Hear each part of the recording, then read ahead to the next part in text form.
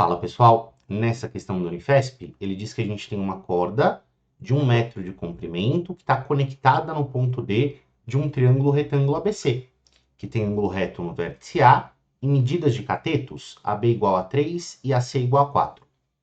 Ele fala que o ponto de conexão entre a corda e o triângulo pode deslizar livremente pelos lados, né? Então esse ponto D é como se fosse uma argolinha e a gente pode arrastar essa argolinha ao longo dos lados do triângulo. Durante o deslocamento do ponto D por todos os lados, né, com o ponto E distando sempre 1 metro do triângulo, esse ponto E vai descrever uma curva fechada. Então, o que está acontecendo aqui é o seguinte, eu tenho uma cordinha esticada de 1 metro, só que ela está esticada sempre para ficar, né, com o ponto E, que é a outra extremidade, a máxima distância possível dos lados do triângulo. Deixa eu desenhar essa situação. Porque a primeira coisa que ele pede para você fazer é desenhar a curva que o ponto E percorre. Então, vou até fazer, né, um desenho um pouquinho exagerado para a gente ter espaço para rabiscar. Então, tem B, tem A, tem C. O enunciado me diz que isso aqui mede 3, que isso aqui mede 4. Como isso é um triângulo retângulo, os catetos são 3 e 4. A gente conhece aquele triângulo pitagórico famoso, né? Já dá para você preencher que a hipotenusa é 5. Ou você faz Pitágoras e calcula a hipotenusa e descobre que ela é 5, certo? Aí a gente tem o seguinte, se o ponto E ele está sempre à máxima distância dos lados do triângulo, e essa distância é de 1 metro, porque é o comprimento da corda, eu vou primeiro lembrar com vocês que se eu tiver um certo ponto P, a distância que esse ponto fica de uma reta é dada sempre na direção perpendicular, né? Então a distância do ponto à reta é isso aqui. De maneira que, enquanto for possível desenhar essa perpendicular, é por ela que a gente vai calcular o trajeto do ponto E. Quando é que a gente consegue desenhar essa perpendicular?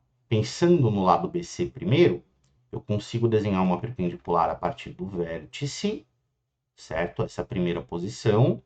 E eu consigo continuar desenhando essa perpendicular ao longo da extensão do lado, certo? Então, essa pontinha que representa o ponto E vai representar um caminho em linha reta enquanto for possível ele manter essa direção perpendicular, certo? Esse primeiro trajeto do primeiro trecho aqui do ponto E vai se dar por esse lado de um retângulo.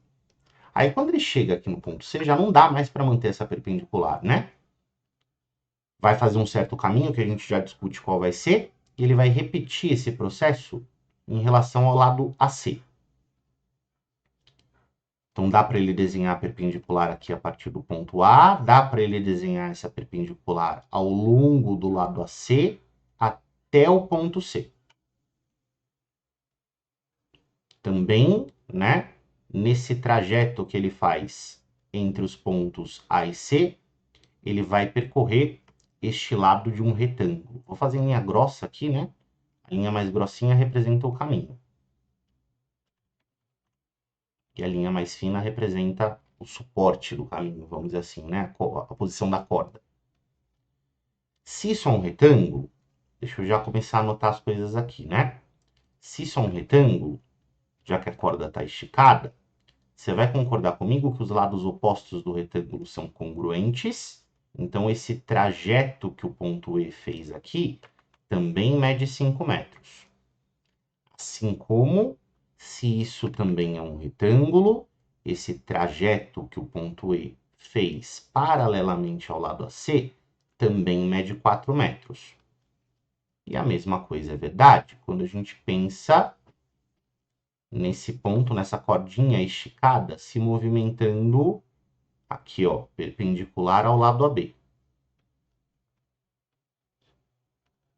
Então, o ponto E vai fazer esse caminho grosso, né, paralelo ao lado AB. De novo, isso é um retângulo, de novo, essa extensão vai ser a mesma extensão do lado AB do triângulo, que é igual a 3. Muito bem. Agora, a dúvida que fica é o que acontece enquanto, né, ele sai de um desses trajetos e precisa ir para o próximo. O lance é, como não tem como essa corda ficar esticada formando 90 graus com um lado, depois que ele chega nessa posição aqui, desse ponto até o próximo, o que essa corda vai fazer é fazer uma curva, né? Essa corda esticada vai dar uma volta curva ao redor do ponto C, mantendo sempre 1 metro de distância do vértice, o que indica que ele vai fazer um caminho que é um arco de circunferência, correto? Por que que é um arco de circunferência? De novo, porque tem que se manter a uma distância fixa de um ponto que é o centro. Então, a própria descrição de uma circunferência, concorda? Ficar a uma distância fixa de um centro é o que um arco de circunferência faz. Então, esses caminhos entre as trajetórias representadas por segmentos de reta são arcos de circunferência. Circunferências que têm como raio 1 metro, porque esses segmentos azuis representam a corda que tem 1 metro de extensão. Perfeito. Então, a parte reta do caminho tem comprimento 3 mais 4 mais 5. E a parte curva? Qual é o comprimento dela? Então, primeiro perceba que todos esses arcos de circunferência têm o mesmo raio. Então, meio que dá para você juntar esses 3 arcos em uma circunferência só. Quanto da circunferência os arcos vão ocupar depende dos ângulos centrais. Então, essa é a próxima conta que a gente tem que fazer. Ao redor do ponto A, o ângulo que está faltando é um ângulo reto, certo? Então, esse arco de circunferência tem 90 graus. Pensa aqui comigo, pensa aqui comigo. Se eu chamar os ângulos do triângulo ABC de alfa e beta, né? A gente tem, pelo fato de o triângulo ser um triângulo retângulo, que alfa e beta são complementares. Os ângulos agudos de um triângulo retângulo são sempre complementares, né? E pensando nessa soma de ângulos ao redor do vértice B, essa soma tem que ser 360 graus. Mas desses 360 graus, eu já tenho dois ângulos retos, né? 360 menos 90, menos 90 de novo, tirando esses dois ângulos retos, fica 180. Então, a soma dos dois ângulos que sobraram tem que ser 180, porque os ângulos retos somam 180. Ou seja, esse ângulo que vai ficar aqui para fora é 180 menos alfa. Faz sentido? A mesma lógica acontece aqui ao redor do ponto C. Se essa soma de ângulos é 360 e eu já tenho metade da soma, os 180 graus ocupados pelos dois ângulos retos, falta 180 para esses dois outros ângulos. Ou seja, esse ângulo aqui de fora mede 180 menos beta. Perfeito. Então, de quanto é essa soma, né? Se eu juntar os ângulos centrais, juntando os ângulos centrais, como que numa circunferência só, a gente vai ter o seguinte: 90 graus do arco menorzinho aqui da esquerda, mais 180 menos alfa, que é o arco que aparece ali em cima, mais 180 menos beta, que é o arco que aparece aqui embaixo. 180 mais 180 fica 360 graus, né? Mais 90, eu nem vou mexer nesse 90 ainda, eu vou só juntar os dois 180 e colocar aqui na frente. E eu quero que você perceba o seguinte: eu tenho mais 90 menos alfa menos beta. Vou colocar esse menos em evidência. Vou colocar menos alfa mais beta. E, gente, atenção, alfa mais beta não era 90? Então, pegar 90 e tirar o alfa mais beta, eu estou tirando 90 de 90. Esses termos se cancelam, né? E, portanto, o que eu obtenho quando eu junto esses arcos de circunferência numa coisa só é uma volta completa de 360 graus. O que isso significa? Que quando eu dou essa volta ao redor da figura, esses três arcos que representam as curvas que eu tenho que fazer, eles juntos completam uma circunferência toda. O que faz todo sentido quando você para pensar.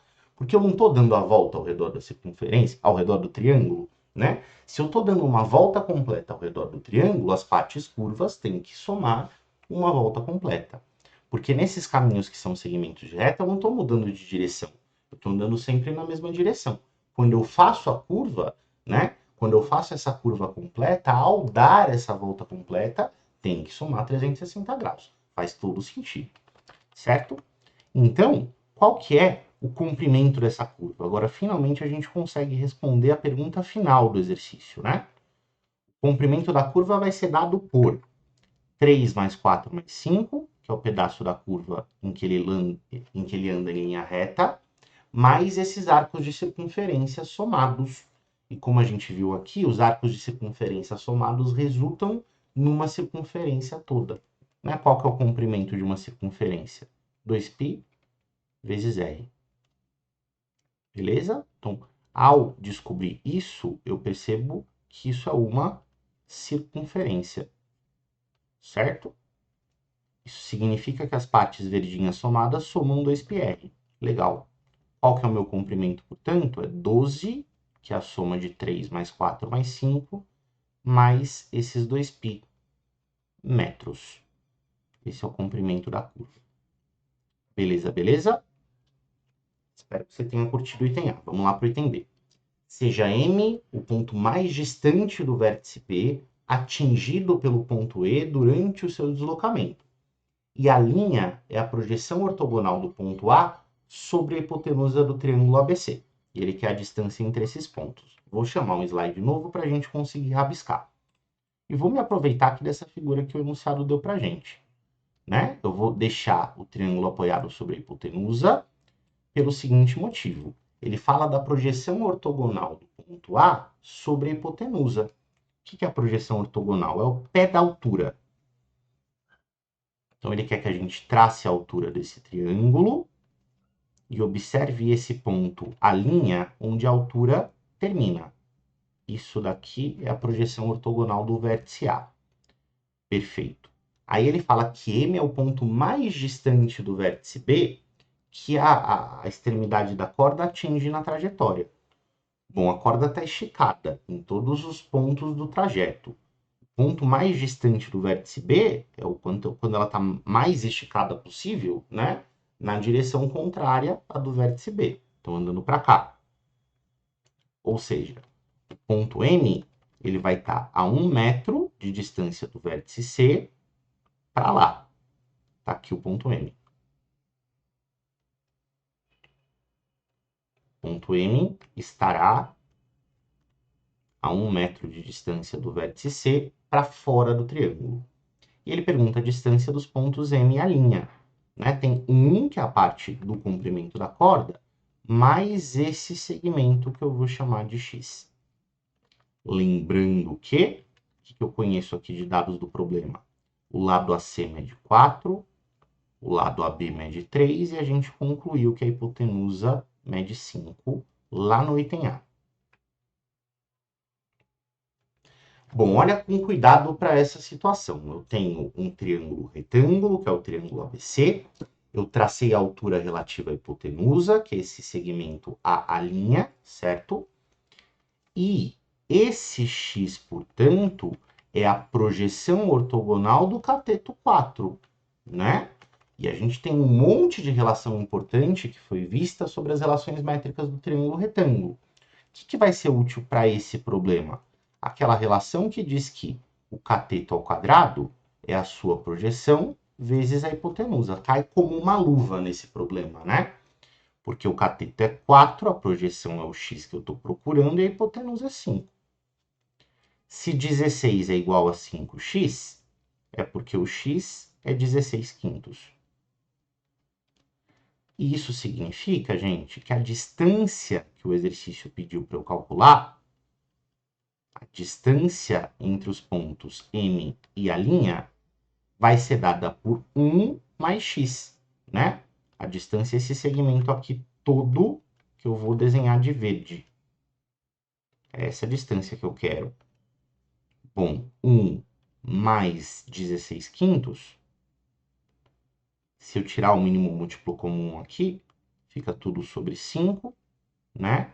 Aí divide pelo de baixo, multiplica pelo de cima, todo aquele rolê. 21 quintos de metro vai ser a nossa resposta final. Perfeito? Então, claro que tem outros caminhos que você pode seguir aqui, mas perceber que o triângulo é retângulo e que eu tracei a altura relativa à hipotenusa é o jeito mais direto de eu finalizar esse exercício. Fechou? Espero que você tenha gostado da nossa solução. Até mais.